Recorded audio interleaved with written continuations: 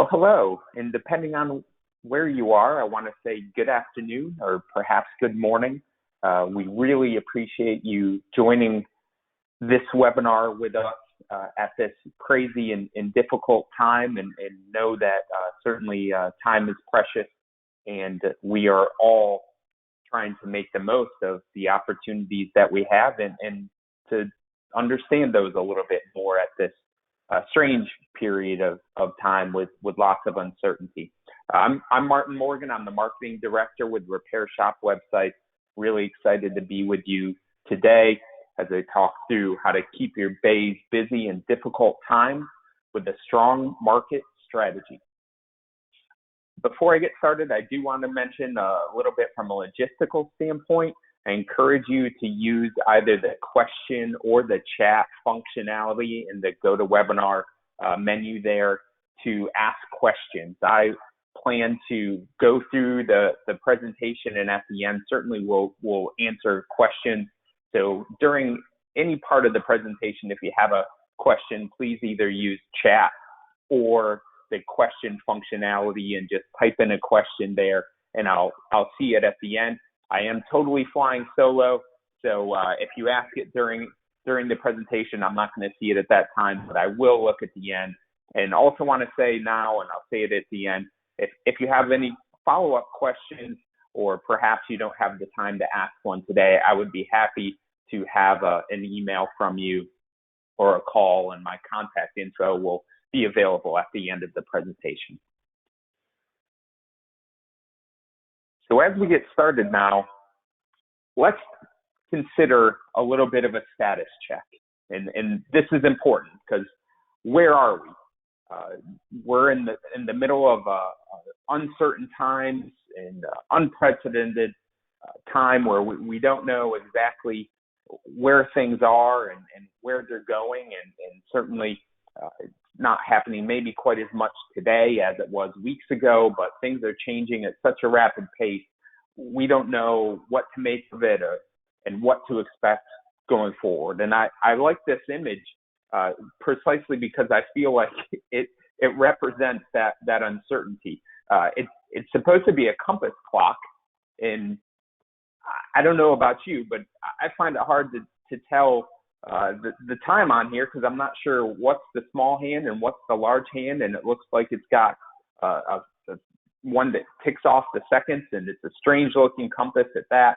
So all of these things, kind of represent, we used to be able to have a compass that tells us direction to go, and right now that's not really working. And we used to be able to depend on the clock to tell what time it is, and right now this at least in this picture, that clock's not really working in that way, and it just represents that things we've been able to depend on no longer work. And that's true from a day-to-day basis and how we work. It's true certainly in just how we function as humans from a day-to-day basis. And then it's also true in our businesses and what we're going to be able to count on, both as just the way to organize the business, the way to promote the business, the way to try to get more customers. It's just really difficult. And certainly, depending on where you are, you may still have a strong stay-at-home order or a total stay-at-home order, or you might be in an area that's a little more wide open, and that makes it difficult as well. So you'll hear a certain theme throughout this, which is, think local, think about where you are, think about what rules are in place, and you're going to have to use those to guide you to some extent. So where are we, and where are we going? As much as I'd like to, I can't give you a direct answer to either of those questions. But what I am going to do is share a framework to help you, and certainly to help you build a market strategy that's going to help you move forward and consider how to move forward. And so often during these times of uncertainty, we really we're drawn like a magnet to things that are somewhat tangible, so we can do something to try to help. And this might be just something that's going to be productive for you.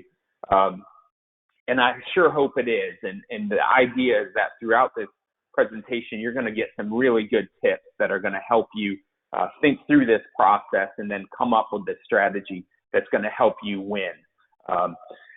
We did a webinar a year ago that was called Marketing Like $1 Million Company Without Spending $1 Million.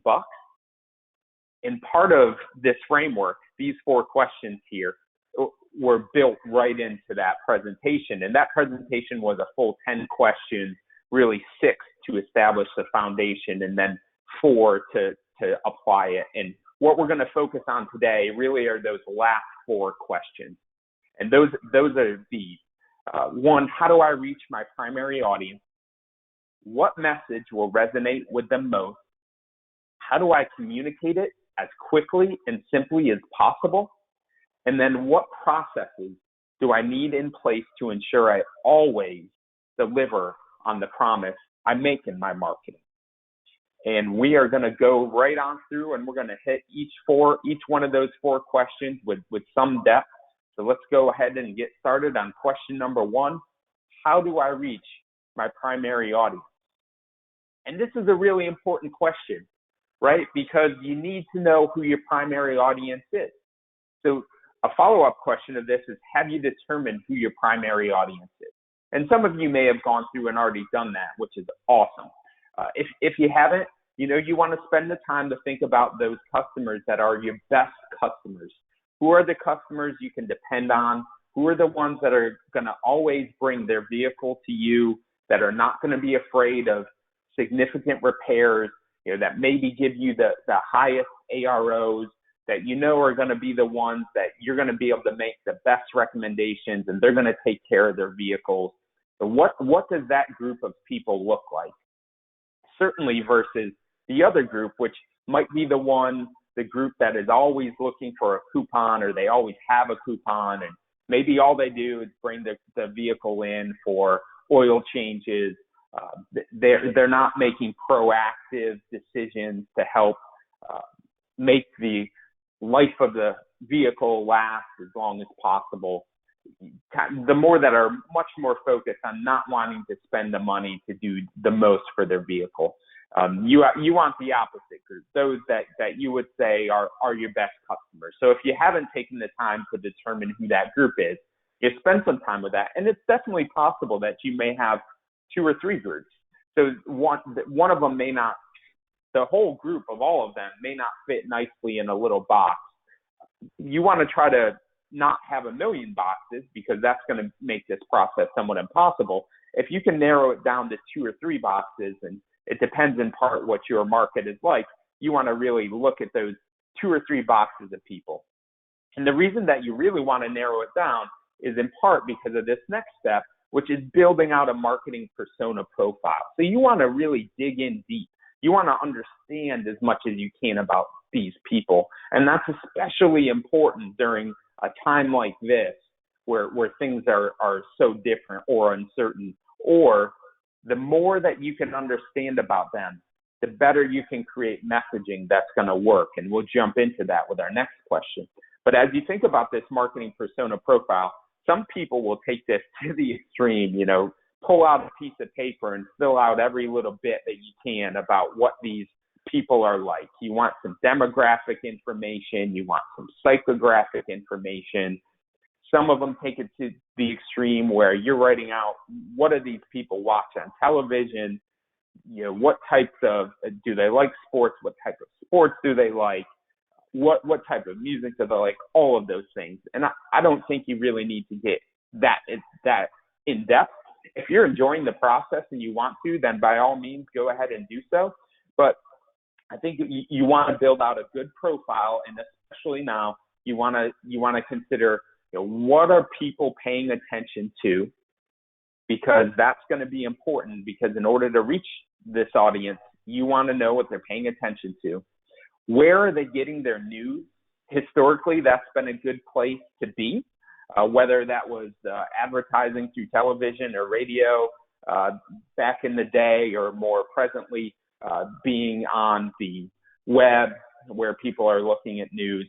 That's certainly important. Where are they getting their news? People are turning to news more frequently than they really have in some time. So where are they getting the news? What are they doing? What are they doing these days? Life has changed. Things are different, and especially what are they doing differently?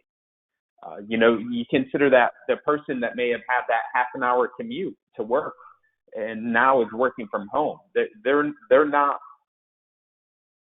partaking in that commute anymore. So if they were listening to the radio for half an hour, that's not happening anymore.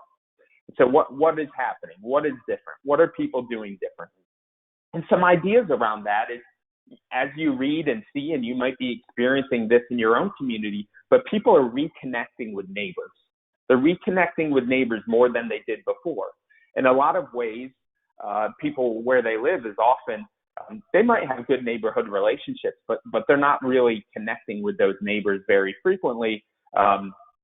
Now, they may have more time on their hands, or in searching out that connection with people, they're not getting it as much.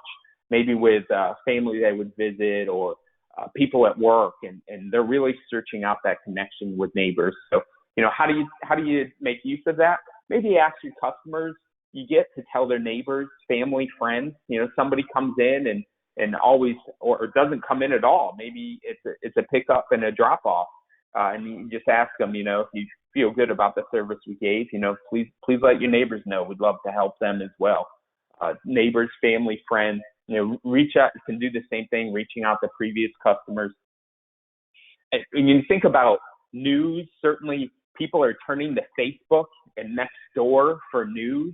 It feels like you look at television stations, maybe even other publications, it's difficult to make it as local as we want the news to be right now.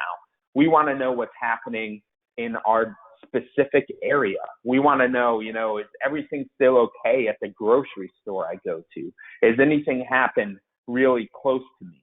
And that's not coming through most often through traditional media locations. It's coming through in things like Facebook and Nextdoor. Now, of course, you want to be careful to make sure that you're getting the proper information. You don't want it to be false information. But people are really turning to those sources for news. So how do you take advantage of that? Be active on Facebook, but be active in the right way. Provide value. This may sound silly to you, but providing value can be as simple as saying, hey, they're getting new shipments of toilet paper and paper towels at 8 a.m. every day at the Target here. Those things, that's value that people are looking for. I just know from looking at next door areas where I'm considering next door, that there is there's lots of opportunities for to speak out. There's lots of opportunities to share that value. So you definitely want to be sure to do that. What else? What are those other things that you can take advantage of? Let's see here. Consider, when you think about what people are doing differently, it is working from home, juggling work and kids and school. Those things are different. So, you think about all those things that are happening and how much we are all we're all considering things in a different way. So focus on that thing. What build out the marketing persona profile and consider what things are happening differently, and then reach them where they are. So that's the importance of figuring out your primary audience, and then also considering what's happening and what they're doing, because you want to make sure that you're reaching them. You want to make sure you're reaching them exactly where they are, and that's definitely important. Okay. So our next question: what message will resonate with them most? And this is an important one, and it's because this is how you really make that connection. So when you consider this, you got to consider, what are they feeling? What are people feeling right now? And we don't always think about it in this way, but what are they feeling? What messages are going to really hit home for them? What are their emotional needs? We're in a time that's full of uncertainty, and we're not sure what to do or what to believe in, or how to proceed. So you just have to consider what are their emotional needs. So the next part of that is what is their problem and what pain does it cause? And lots of times when we're considering problems, we take it really easy, right? We consider it really easy. So what is their problem? Their problem is they need an oil change. What is their problem? Their problem is they need new tires. What is their problem? Their problem is they have a flat tire and they need assistance. Now, when we consider that is a more direct problem, and we're like, oh, that pain seems much sharper because they need it pretty immediately. So, the pain there is if it's not fixed, they're not going to be able to make it home, or if it's not fixed, they're not going to be able to make it to work. And clearly that's a sharper pain than what we might typically consider.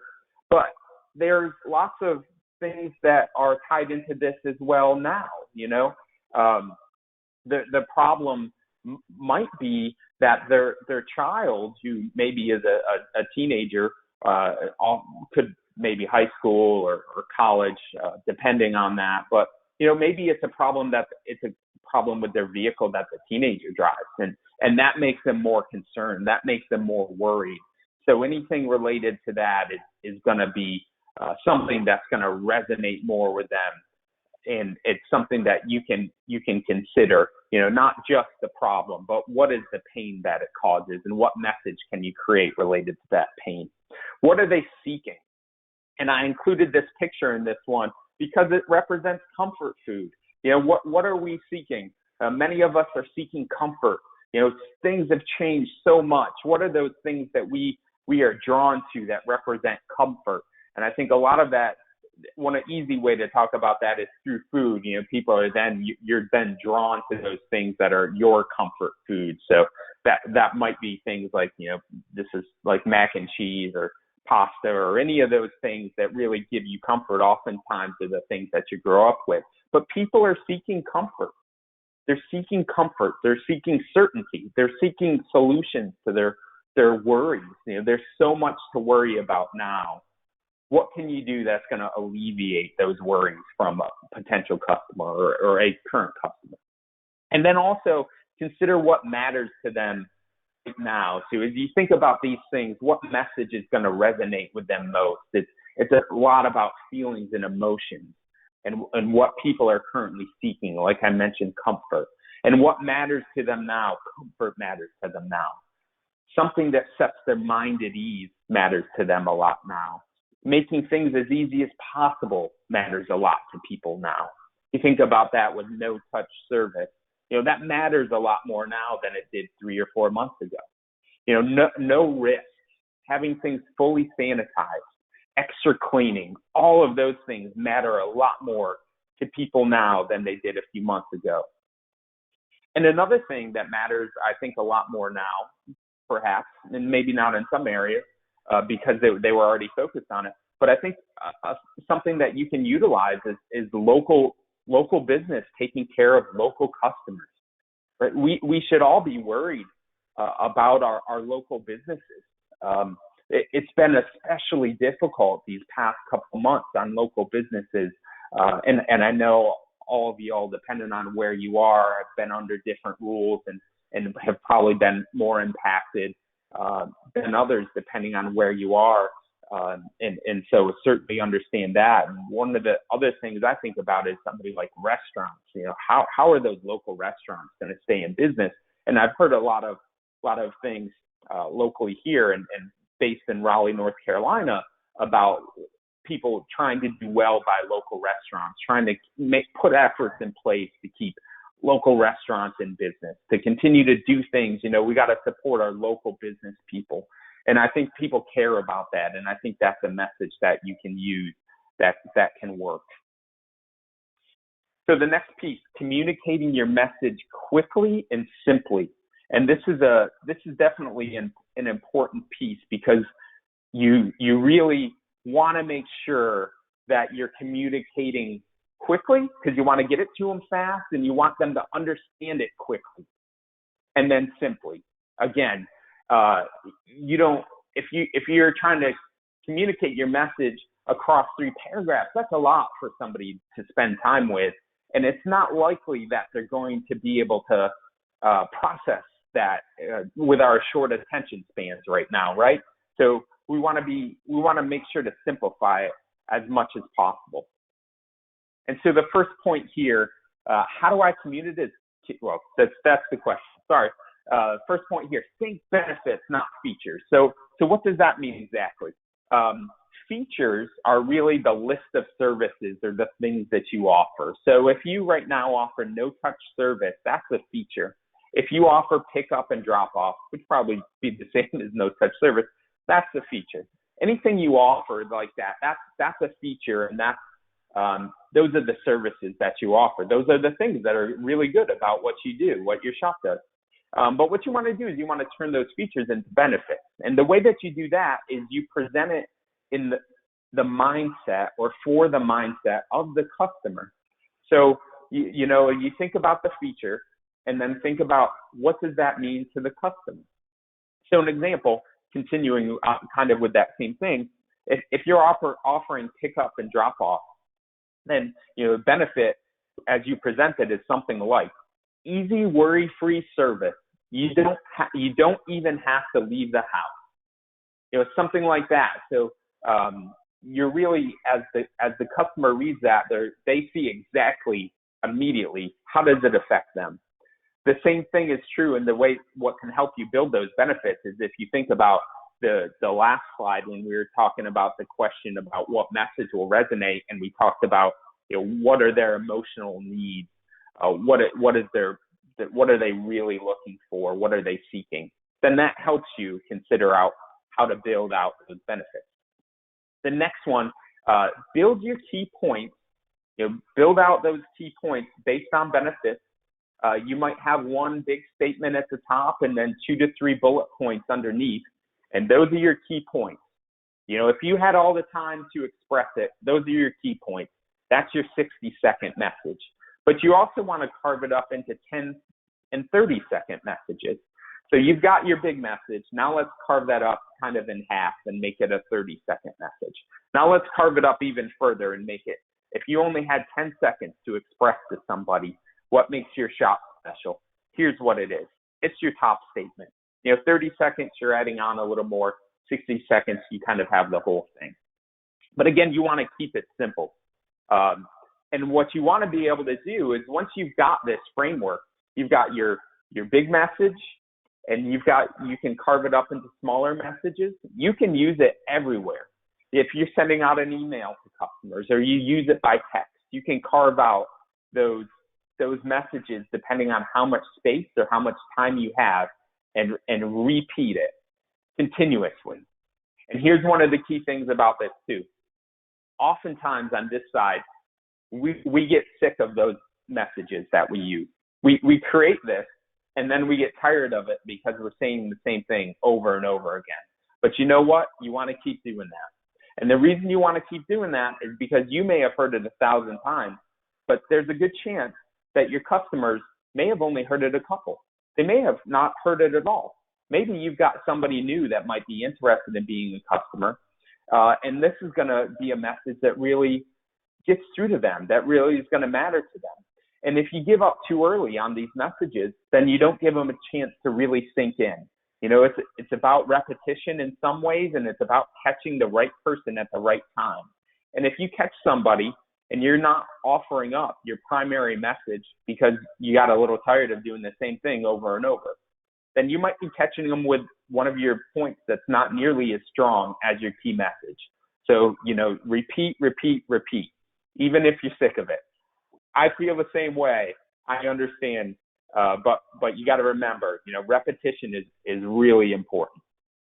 And then the next one, help your customers be a great referral source. And this is another place where that repetition comes in, because the more you let people know your message, the more likely they're going to be able to repeat it. So you want to help your customers be your biggest fans. And in that same vein, as you're doing a service for somebody, again, this can be irritating because you're repeating yourself, but the customer isn't really going to take it that way. You can use something that's often used in theory around presenting, which is tell them what you're going to tell them, then tell them, then review what you told them, right?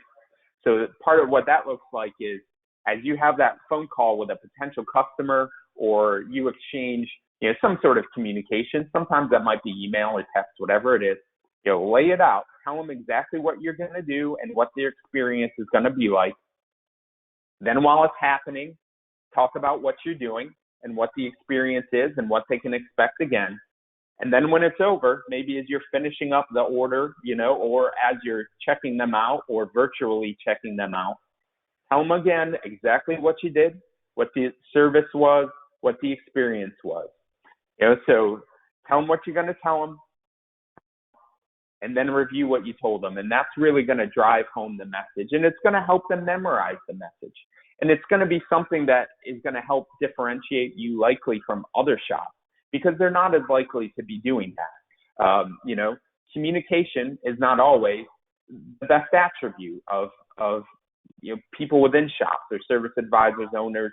And a lot of that is because you're so darn busy that it's hard to spend the time with people. But that time matters because you can turn that customer into 3 or 4 more customers and maybe even more if you spend that time to communicate with them. Again, help them memorize the message. A couple of other things that I want to mention here that can also be helpful is to consider local news sources. I just said that they're probably struggling to some extent to stay on top of it and deliver enough localized news. But one of the things they're definitely looking for and will be looking for are local businesses. They want to be able to tell the story of how all of this is affecting local businesses. And if you're the type that doesn't mind going on camera and telling your story, highly, highly recommend reach out to the local television station or maybe newspaper, local newspaper, maybe local television, depending, as close as possible. Who knows? You may even have people that are doing their own kind of local news through YouTube or something like that. But reach out to those sources and say, hey, I'd like to tell my story. Or if you're looking for a local business to highlight, I'd love to talk to you. And that's going to get you some attention. And it's also going to give you the opportunity, as long as you include it tactfully, to maybe mention your 10, 30, or 60-second messages. It depends on how it's set up, but consider that. The other thing is we talked briefly about Facebook and social media and how people are turning to Facebook and Nextdoor as sources. So you want to consider how you use those. And that's not where you want to just continuously hit your selling messages, because that's not what you want to do. I think what I often recommend is make it 80-20.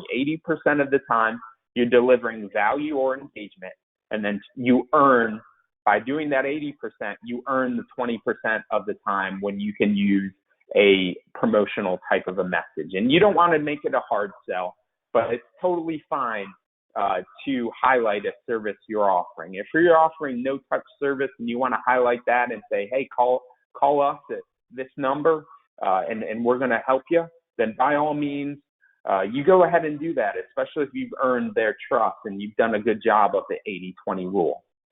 So, 80% of the time you're delivering value, 20% of the time it can be promotional. And that brings us to our last and extremely important question, which is, what processes do I need in place to ensure I always deliver on the promise I make in my marketing? And I apologize if this picture of the steak is really making your mouth water. And I know for some of you it's lunchtime, and maybe you're eating a similar steak right now while you're listening to this and watching it, which is awesome. But the reason that I included that is probably almost every one of you has it might be a restaurant that you love the steak, right? And you go there for the steak, and every time you go there, you are not disappointed. It is exactly what you want. It is done the way you want it. They always deliver. And the reason they always deliver is because they've got a great process for making the steak, and they follow it every single time. Now, it's likely that the chef or sous chef or whoever it is that makes these steaks, they probably don't have it documented. At least they don't have a recipe right in front of them. It's all in their head. They may have a recipe somewhere, and that's what they use, and they hand it down. But the reason that they're able to do this is because they have a process and they execute it perfectly every time. And perhaps the person that makes the steak is you, or maybe it's spouse or somebody else in your family. And probably the reason you're able to deliver it every time is because you've got the process and you execute on that process. And process is really important when it comes to these things, because anytime you make a promise in your marketing, you've got to be able to deliver, because if you don't, you've probably lost your opportunity to serve that customer again. And if that customer talks about how you don't deliver on social media or somewhere else, you may have lost the opportunity to serve a bunch of their content. So, step one, identify your critical processes. Go through, identify those critical processes. If you're offering no-touch service, that's a critical process. If you're offering extra sanitation and cleaning, that's a critical process. So identify those processes. Part two, now you want to document them. And I really, truly mean that you write everything down or type everything out, whatever it is. Document the process. Because without documentation, it just lives in your head. It's kind of like the chef. If the chef is making the steak every single time and it's great, but the chef is out and nobody knows what the process is, then you're left to whomever is there to cook, who probably is also a really talented chef, but they don't know that perfect recipe. And if you go to that restaurant and you don't get that perfect recipe and it's less, you may not go to that restaurant again, because your level of disappointment is going to be significant, which is why you want to make sure you document these processes. And then really, really important, you've got to make sure they are understood by all, followed by all, and shared by all. And by all, I mean anybody in your shop that might be called on to execute the process. And the part of the reason that that's so important is, they need to understand what the process is, and they need to follow the process. They need to share the process. And by share, I mean they share the values of the process. They understand why the process is there. These are not things that you're saying, I said to do this, and this is how we'll do it. These are things that they buy into. So shared by all is really all about the buy-in, because if you don't have a buy-in from everybody that's executing the process, chances are good that one of two things are going to happen. They're going to execute the process, but they're going to be grumbling about it the entire time. And if they're grumbling about it and the customer can hear them grumbling or directly has contact while they're grumbling, that's not going to be good for you. The second thing is they don't share the process and they don't follow the process because they don't believe in it. Now, you don't want people taking shortcuts that are dangerous, but what you do want to do is to get feedback from people, especially in your shop and especially the people that are executing these processes, because you want to improve the process where you can. If somebody's found a shortcut that enables you to execute something in 2 steps where it was 4 steps previously, and it's executed just as well, of course, you want to do that. You're going to free up time. You're going to execute things in shorter period of time.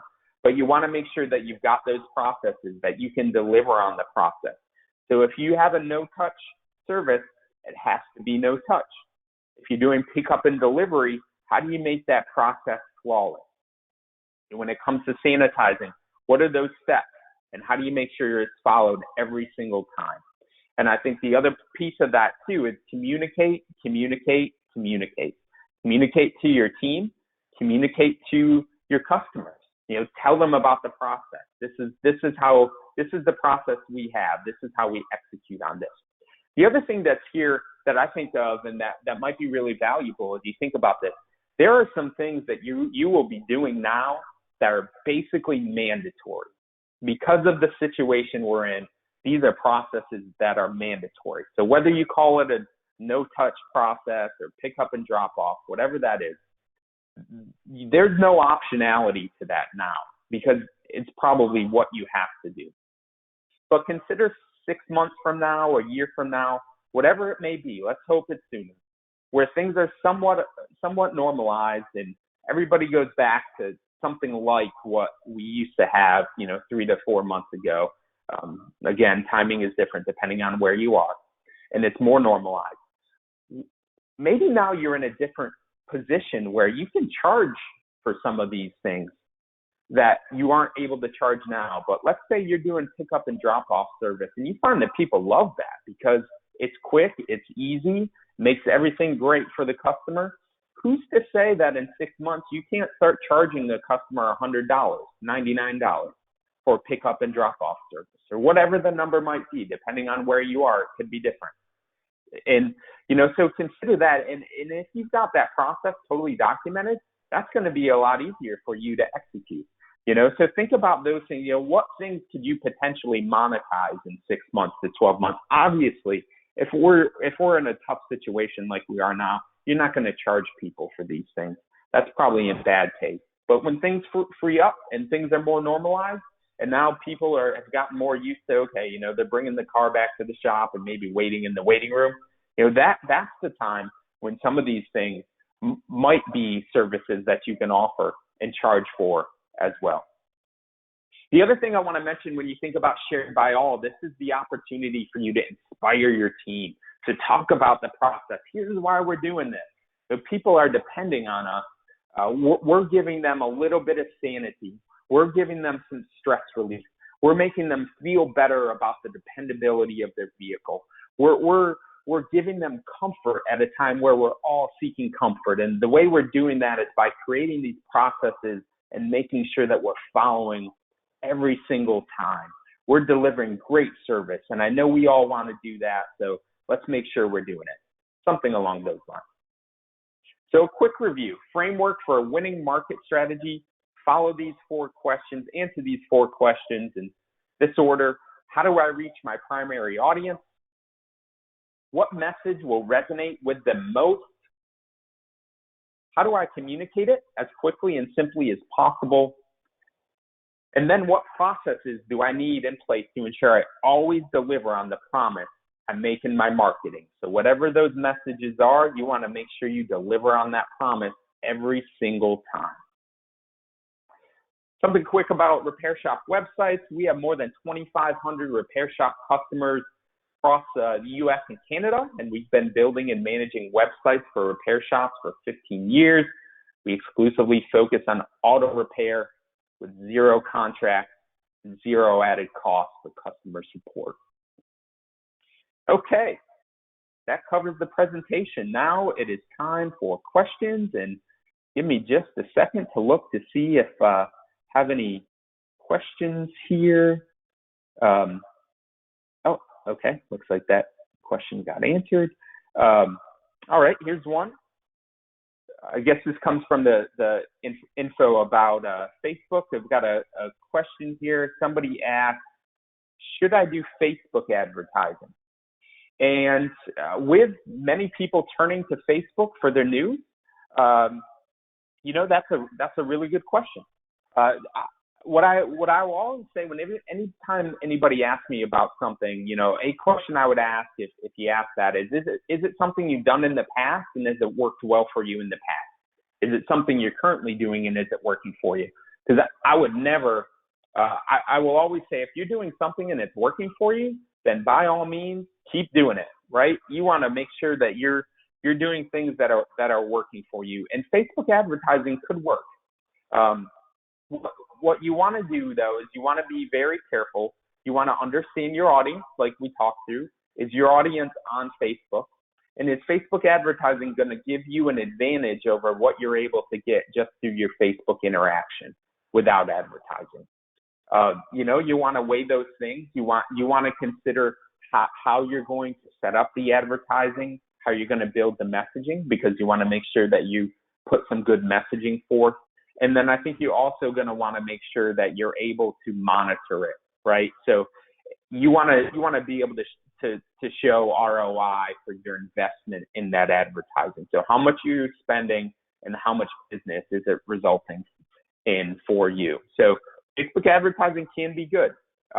In a lot of ways, it's one of those things that it's a test. You try something, you test it, and you want to make sure whether it's you or somebody else that's doing for you, you want to make sure that you're testing, that you're looking at the results, and that you're monitoring the ROI, because now is not a time to dump a bunch of money in something that's not working for you. You want to make sure that anything you're working, that you're doing from a marketing standpoint is returning that investment.